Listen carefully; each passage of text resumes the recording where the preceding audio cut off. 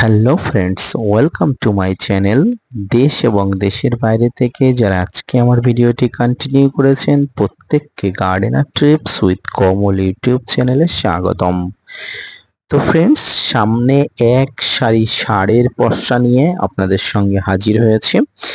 বিভিন্ন রাসায়নিক সার এবং সেই রাসায়নিক সারের কার্যগুণ ক্ষমতা নিয়ে আজকে আলোচনা করব।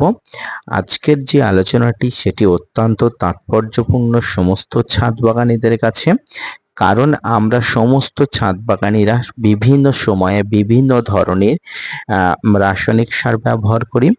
সাধারণত গাছপালাকে বৃদ্ধি ত্বরান্বিত করে থাকে এই রাসায়নিক সার। ভারতবর্ষের সহ বাংলাদেশের কৃষিতে মূলত urea, TSP, DSP, MOP, gypsum, zinc sulphate, boric acid বা বোরন সার ব্যবহৃত হয়। এই সারগুলোর কাজ এবং ঘাটতি এবং অভাবজনিত লক্ষণ নিয়ে আপনাদের সঙ্গে আলোচনা করব। মনোযোগ সহকারে ধৈর্য নিয়ে দেখতে থাকুন। সর্বপ্রথম যে সারটি নিয়ে আলোচনা করব সেটি হচ্ছে ইউরিয়া।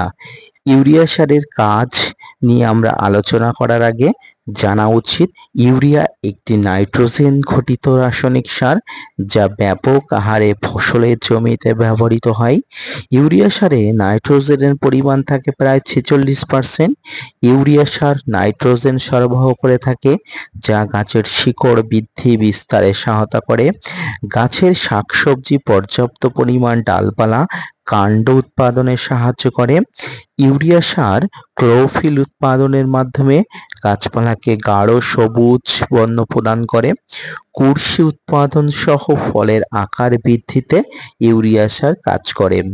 উদ্ভিদের শর্করা ও প্রোটিন উৎপাদনে সহায়তা করে এই ইউরিয়া সার। এছাড়াও গাছের অন্যান্য আবশ্যক উপাদান পরিশোধনের হার বাড়িয়ে তোলে। নাইট্রোজেন ঘটিত অভাবজনিত লক্ষণ সম্পর্কে আপনারা যদি জানতে চান, সেটি হলো নাইট্রোজেন মাটির পুষ্টি উৎপাদনের ঘাটতি ও অভাব দেখা দিলে ক্লোরোফিল সংশ্লেষের হার অনেক অংশে কমে যায়।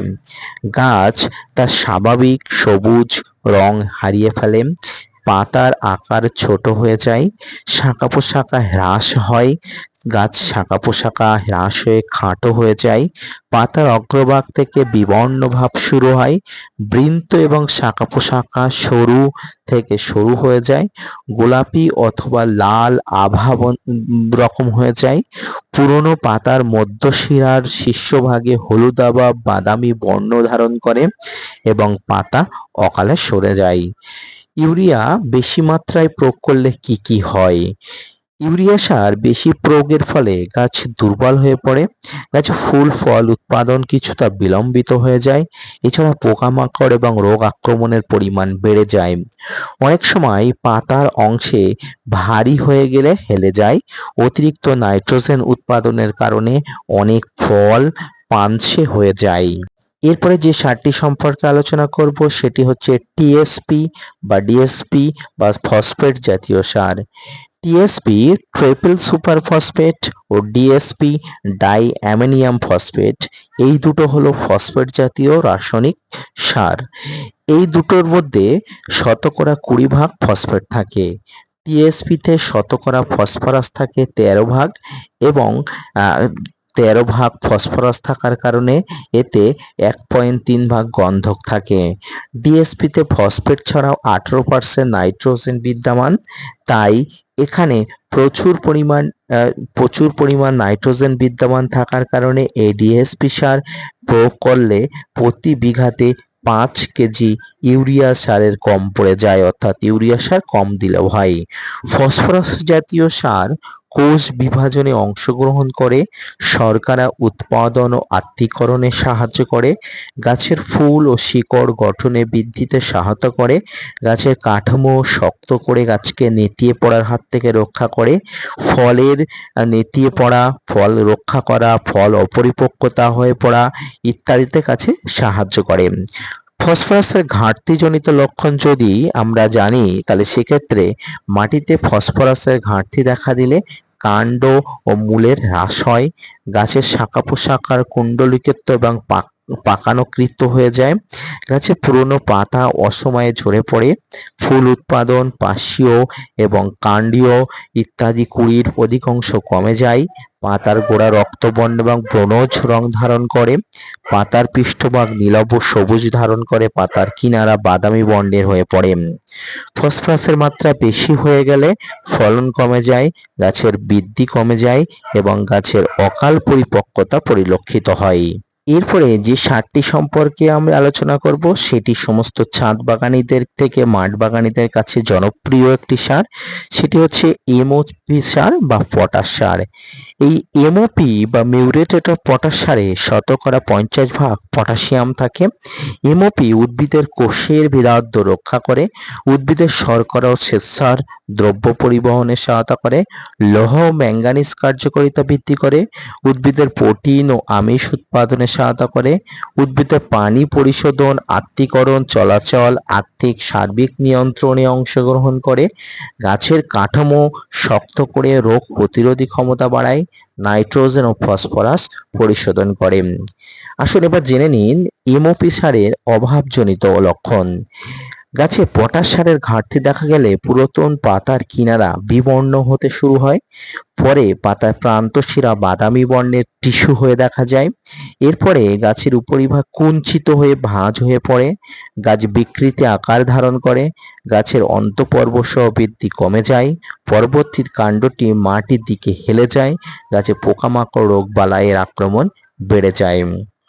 পটাশিয়ামের পরিমাণ বেশি হলে জমিতে বা গাছে পটাশের পরিমাণ যদি আপনি বেশি দেন তবে ক্যালসিয়াম ও বোরনের শোষণের হার কমে যায়, ফলে বোরনের অভাবজনিত লক্ষণ দেখা যায়। জল নিষ্কাশনের হার কমে যায়, গাছের বৃদ্ধি স্বাভাবিকভাবে হ্রাস পায়। এরপরে যে সারটি নিয়ে আলোচনা করব সেটি হচ্ছে জিপসাম সার। জিপসাম সারে শতকরা 17% গন্ধক এবং 23% ক্যালসিয়াম থাকে। জিপসাম নামক গন্ধক ও প্রোটিন আমিষ উৎপাদনে সহায়তা করে, তেল উৎপাদনের ক্ষমতা বৃদ্ধি করে, গন্ধক ক্লোরোফিল গঠনের ভূমিকা রাখে, গাছের বর্ণ সবুজ রাখতে সহায়তা করে, বীজ উৎপাদনে এবং হরমোনের কার্যকারিতা বাড়াতে সহায়তা করে জিপসাম। জিপসামের অভাবজনিত লক্ষণ: মাটিতে গন্ধকের অভাব হলে গাছের সবুজ বর্ণ, কাণ্ড নষ্ট হয়ে চিকন হয়ে যায়, গাছের পাতা ফ্যাকাশে হলুদ হয়ে যায়। জিপসামের প্রয়োগ বেশি হলে জমিতে জিপসামের প্রয়োগ বেশি হলে বা টবের মাটিতে জিপসামের প্রয়োগ বেশি হলে গাছের শিকড় বৃদ্ধি কমে যায়, ফলে গাছের শারীরবৃত্তীয় কার্যক্রম কমে যায়।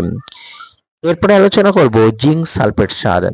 সালফেট মনোহাইড্রেট শতকরা 36% দস্তা এবং 17.6% গন্ধক রয়েছে।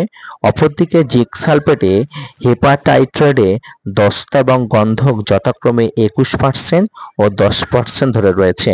এছাড়া চিলেট্রেট জিঙ্কেট 10% দস্তা থাকে। গাছের বিভিন্ন হরমোন তৈরিতে দস্তা এবং জিঙ্ক অংশগ্রহণ করে থাকে। ক্লোরোফিল উৎপাদনে সহায়তা করে, ফসলের রোগ প্রতিরোধ ক্ষমতা বৃদ্ধি করে এবং সিম জাতীয় সবজির ক্ষেত্রে এটি ব্যাপক ফলনের বাড়িয়ে তোলে। এবার আসুন জিঙ্কের অভাবজনিত লক্ষণগুলো আমরা জেনে নিই। মাটিতে দস্তার ঘাটতি দেখা দিলে গাছের পাতা তামাটে দাগ আকারের বিবর্ণ পরিলক্ষিত দেখা যায়, পাতা ছোট হয়ে যায়, নতুন পাতার গোড়ার দিক হতে বিবর্ণ হয়, বিশেষ করে অন্তঃশিরায় বিবর্ণ দেখা যায়। জিঙ্কের প্রয়োগ মাত্রা বেশি হলে জমিতে জিঙ্কের বা টবের মাটিতে জিঙ্কের প্রয়োগ মাত্রা বেশি হয়ে গেলে গাছ বিষক্রিয়া তৈরি হয়। এছাড়া অতিরিক্ত দস্তা প্রয়োগে কিন্তু গাছ মারা যেতে পারে। এরপরে যে সারটি নিয়ে আলোচনা করব অত্যন্ত গুরুত্বপূর্ণ সমস্ত ছাদ বাগানি থেকে শুরু করে মাঠ বাগানি, সেটি হচ্ছে বোরন। বোরিক অ্যাসিড 17% এবং সলুবল বোরন 20% বোরন থাকে। এটি গাছের কোষ বৃদ্ধিতে, পাতা ফুলের রং আকর্ষণীয় করতে সাহায্য করে, পরাগরেণু সবল ও সুস্থভাবে সহায়তা করে, বীজ উৎপাদনে সহায়তা করে এবং বীজকে চিটা হওয়ার হাত থেকে রক্ষা করে। বোরন গাছে ফুল এবং ফল ধারণে সাহায্য করে, ফলে ফলের বিকৃতি রোধে বোরন অসামরিক ভূমিকা গ্রহণ করে। এবার আসি বোরনের অভাবজনিত লক্ষণ আমরা কি কি দেখে বুঝবো। বোরন সারের অভাবে গাছের বৃদ্ধি কমে যায়, গাছের ফুল ফল সংখ্যা কমে আসে, এছাড়া গাছের অগ্রভাগ মরে যায়, কাণ্ড কালো বর্ণ ধারণ করে, শিকড়ের বৃদ্ধি কমে যায়, সবজি বা ফল ফুল ঝরে পড়ে, ফলের আকার ছোট হয়, ফেটে যায়, পেঁপে কাঁঠাল পেয়ারা ইত্যাদি ফলের আকার বিভিন্ন হয়ে যায় এবং অপরিপক্ক অবস্থায় ফল ঝরে পড়ে। বোরন প্রয়োগ বেশি হলে কি হয়? বোরনের প্রয়োগ বেশি হলে গাছের কচি পাতা এবং ডগা ক্ষতিগ্রস্ত হয়ে গাছের বৃদ্ধিকে অনেক অংশে কমিয়ে দেয়। ফ্রেন্ডস, আজকের ভিডিও থেকে আপনারা যেসব তথ্য জানতে পারলেন সেই তথ্য অনুযায়ী যদি আপনারা ছাদ বাগানে থেকে মাঠ বাগানে এই রাসায়নিক সারের ব্যবহার করতে পারেন, অবশ্যই আপনারা উপকৃত হবেন অনেক অংশে। পাশাপাশি এইসব সারের ব্যবহার বিধি জেনে নির্দিষ্ট লক্ষণ দেখে গাছে প্রয়োগ করা উচিত এবং অতিরিক্ত প্রয়োগের ফলে গাছের কি কি ক্ষতি হয় সেই সম্পর্কেও আপনাদের একটা গুরুত্বপূর্ণ ধারণা রাখা উচিত। তো সমগ্র ভিডিওতে আমি যে সারগুলো নিয়ে আলোচনা করলাম মোটামুটি আপনারা সামনেই দেখছেন। সমস্ত সারগুলোর ব্যবহার বিধি আপনারা অবশ্যই নোট করে রাখবেন এবং প্রয়োগের আগে অবশ্যই ভালো করে নেবেন।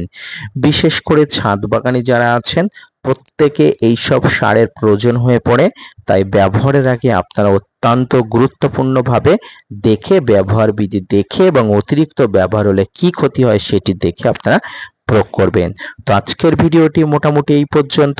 আশা করি সমগ্র তথ্য আপনাদের সামনে তুলে ধরেছি এবং সমগ্র তথ্য পুঙ্খানুপুঙ্খভাবে তুলে ধরার জন্য আপনাদের কাছে একটা লাইক শেয়ার এবং কমেন্টস অবশ্যই দাবিদার হতে পারি। ভিডিওটি কেমন লাগলো অবশ্যই জানাবেন। যদি ভালো লেগে থাকে অবশ্যই লাইক কমেন্ট শেয়ার এবং সাবস্ক্রাইব করে gardener tips with Kamal YouTube চ্যানেলকে সাপোর্ট করবেন। ধন্যবাদ।